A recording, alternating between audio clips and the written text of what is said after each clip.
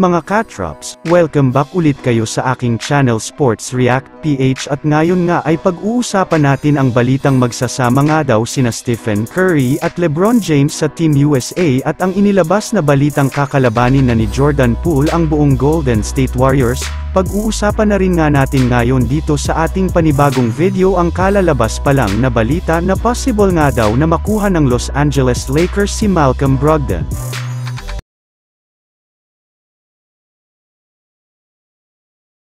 Base nga mga katrops, sa naging pahayag ni Paul Pierce, naniniwala nga siya na malaki ang tsansa na maglalaro si LeBron James sa huling pagkakataon sa Team USA sa darating na 2024 Olympics sa Paris, France.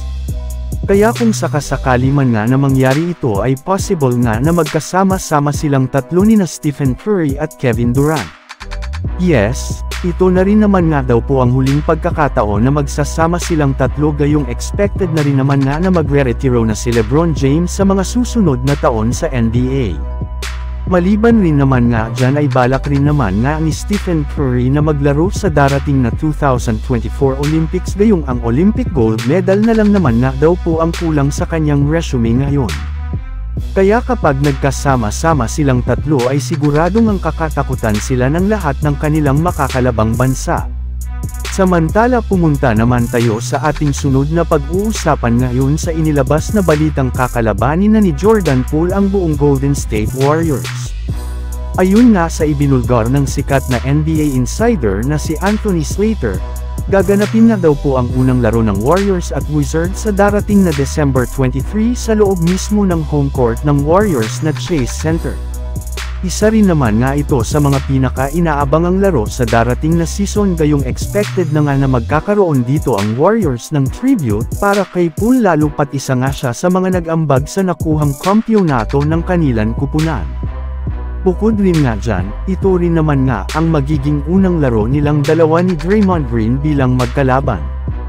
Alam na nga po ninyo na hindi na nga ganun kaganda ang relasyon nilang dalawa sa isa't isa matapos suntukin ni Green si Poole sa kanilang practice. Kaya inaabangan na nga ng napakaraming mga fans, NBA analyst at maging ng media ang kanilang magiging interaksyon sa loob ng court bilang magkalaban.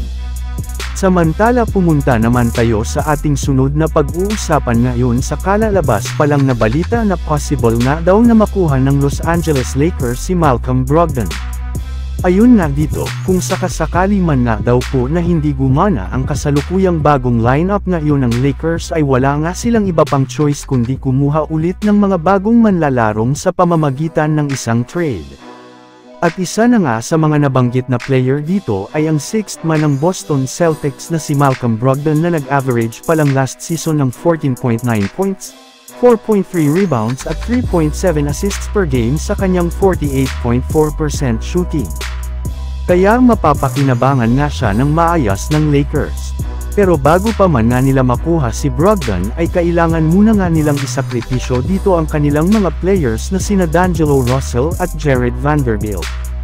Subalit kung kayo ang tatanungin mga katrops, payag ba kayo sa nasabing trade na ito?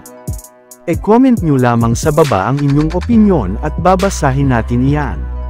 So yun lang nga mga katrops ang handog ko sa inyong storya ngayong araw. Sana nag-enjoy kayo. Please like and subscribe my YouTube channel Sports React PH para sa iba pang storya at update patungkol sa NBA. Kita-kits muli sa ating susunod na video.